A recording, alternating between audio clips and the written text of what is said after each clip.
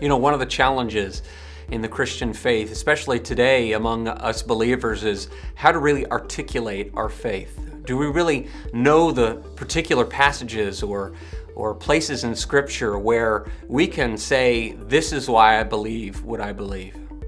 You know, I'm a huge advocate of apologetics, and one of the things that we wrestle with today is Jesus really God? You know, we find in Exodus chapter 3, verse 14, the burning bush, where Moses says, who am I going to say that has sent me? He says, I am the God of Abraham, Isaac, and Jacob. I am the great I am. I am has sent me unto you. And in John chapter 8, verse 58, Jesus says, before Abraham existed, I am. And he uses the same word there, saying that he is God. In John chapter 10, verse 30 through 33, it says, Jesus says, "For many of great works from the Father have I shown you. For which of these are you stoning me for?" Because he was pushing himself up against the rulers of the day in Jerusalem. So, "For many great works from the Father have I shown you. For which of these are you stoning me for?" And they replied, "We are not stoning you for any of the miracles, but for you, a mere man, claimed to be God."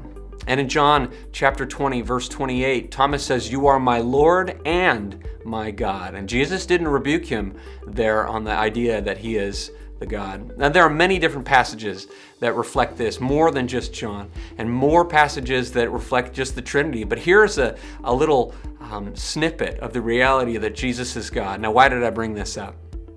I think in Romans chapter 12, verses 1 and 2, which you all know it, about the renewing of your mind. It's be transformed by the renewing of your mind in verse 2.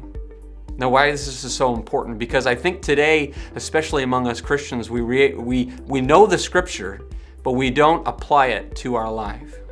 Looking at the passages I just gave you, if we really believe that Jesus is God and we see it in Scripture, how is that affecting your life today?